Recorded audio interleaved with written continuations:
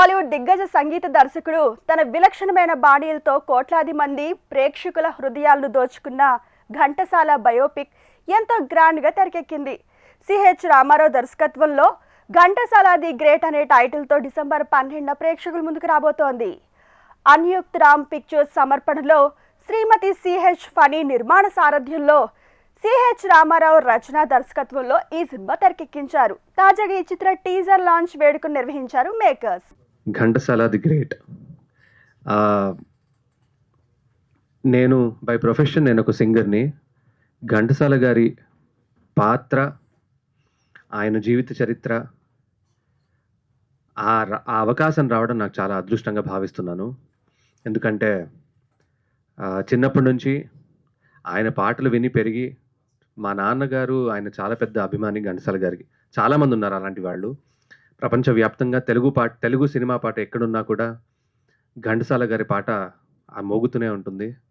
So అలాంటి ఘంటసాల గారి పాత్ర, అలాంటి ఘంటసారి గారి జీవిత చరిత్ర మనందరికీ, ఆయన పాటలు ఒకటే తెలుసు, కానీ ఆయన ఎంత కష్టపడ్డారు, ఆయన ప్రయాణం ఎలా ఉంటుంది, ఎలా జరిగింది అనేది ఈ సినిమాలో మీ అందరూ చూస్తారు.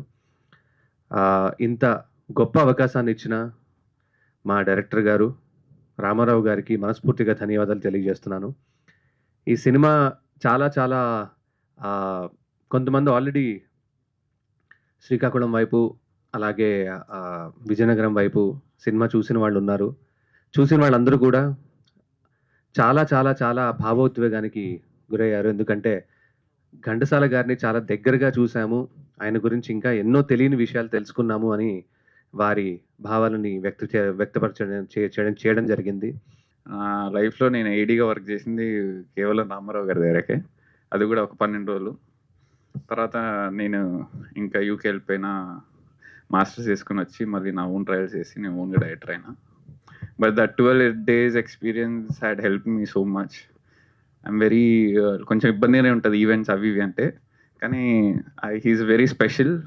ఈ cinema is very special to me. So నాకు నైట్ ఫోన్ చేయగానే కొంచెం చాలా వర్క్ ఉన్నా సరే I skip date and game just for him and for this film. Thank you so much. And నా ఫస్ట్ సినిమాలో రెమ్యునరేషన్ కూడా ఆయనే ఇచ్చిండు నాకు జీతము. అప్పట్లో ఏడీలకు జీతం ఉండదు అంటుండే, బట్ స్టిల్ ఆయన పే చేసిండు. So when ever I'm working I make sure that I will pay to my Aedes, somehow they'll get. So Araku కూడా పంపించిండు, ఎంజాయ్ చేయండి 12 days, బాగా కష్టపడ్డా ఉన్నప్పుడు 2 days. So it was a great experience. ఆయన వల్లనే నాకు ఘంటసాల గారి గురించి ఎక్కువ తెలిసింది. ఆ స్క్రిప్ట్ మొత్తం నేను చదివిన. ఇట్స్ అ బ్యూటిఫుల్ స్క్రిప్ట్, చాలా ఎమోషనల్ ఉంటుంది. I request all the families to watch this. మీకు ఇంకా నాస్టాలజీగా అనిపిస్తుంది. I request all the youth to watch it so that you'll understand how big Ghantasala garu is, like such a legend he is. నేను ఆ script చదవకపోయింటే, దాన్ని work చేయకపోయింటే నాకు కూడా అంత తెలియకపోతుండే. But he's a legend and I'm so glad to work for this film. I wish all the success. Thank you for inviting me. Always for you sir. I will be always available for you. పాత్రలన్నీ మీరు చూస్తే already ఏదైతే జనరల్గా బయట ఉన్న పాత్ర చాలా దగ్గరగా ఉంటుంది. ఇందులో నాకు ఎగ్జాక్ట్ చెప్పడం రావట్లేదు, కానీ చాలామంది ప్రముఖులు ఉంటారు. ఆ ప్రముఖులందరినీ రామ్ సత్యనారాయణ గారు అయితే వైస్ ప్రెసిడెంట్ ఆఫ్ ఇండియా కింద క్యారెక్టర్ చేశారు. అతనికి ఎగ్జాక్ట్లీ 2 ఫోటోలు చూస్తే మీరు 2 ఒకేలాగా ఉంటాయి. ఇట్లా అందరినీ తీసుకురావడం కోసం ఛానల్ దానికోసం వర్కౌట్ చేసి ఈరోజు నిజంగా సినిమా చూస్తే అందరూ డెఫినెట్లీ మీ అందరికీ నచ్చుతుందండి. అంత గొప్పగా వచ్చింది. 50s జరిగేది మొత్తం అంతా ఎలాగైతే ఆదిత్య 90s లో జరిగేది మొత్తం అంతా ఎలాగైతే అద్భుతంగా క్యాప్చర్ చేసి మీ అందరూ చూపించాడు, అలాగే 50s జరిగేది మొత్తం అంతా ఆయన అద్భుతంగా క్యాప్చర్ చేశారు. ఒక దశలో నిరాశ నిస్పృహకు లోనేటప్పటికీ కూడా మీకు ఒక విషయం చెప్తాను. ఘంటసాల అంత మహోన్నతమైన వ్యక్తి పాత్ర చెయ్యండి అని నేను అడగని నటులు లేరు. పెద్ద పెద్ద స్టార్స్ని అందరినీ అడిగాను, కానీ ఎవ్వరూ ముందుకు రాలేదు. కానీ ఆ సమయంలో నాకు స్వరాభిషేకం చూస్తున్నప్పుడు నేను కృష్ణ చైతన్య చూడడం జరిగింది. ఈయన కొంచెం ఘంటసాల గారి దగ్గరగా ఉంటే ఆయన కూడా ఎంతో పెద్ద మనసు చేసుకొని, నేను నటుని కాదు గాయకుడిని అంటే నేను నటింపజేస్తానని చెప్పి ఆయన్ని ఒప్పించి ఈ సినిమాకి ఘంటసాల పాత్ర జరిగింది. ఆ విషయంలో బాలసుబ్రహ్మణ్యం గారు ఒక ట్రైలర్ లాంచ్ చేస్తున్నప్పుడు అన్నారు, ఎవరు సెలెక్ట్ చేశారో కానీ ఘంటసాలని ఆయన కేసీ అని పిలుచుకునేవారు. అచ్చు చిన్నప్పుడు ఘంటసాల ఎలా ఉన్నారో ఆ విధంగానే ఉన్నారు.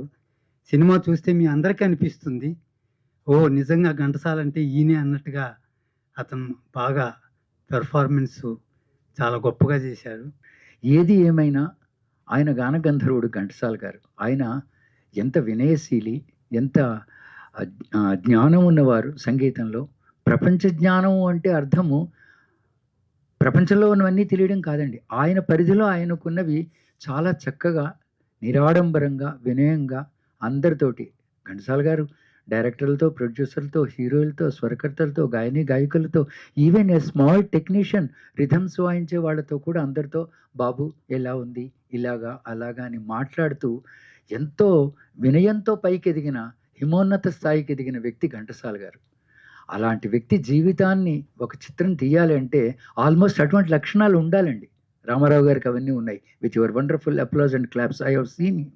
పర్సనల్గా నేను రామారావు గారిని చూశాను. ఆయనకున్న ఓపిక, శ్రద్ధ, వినయము, వినడము, విని అర్థం చేసుకోవడము, పని చేయించడం, అవసరమైతే ఆయన కూడా దిగి చేయడం, ఇన్ని లక్షణాలు ఉన్నాయి.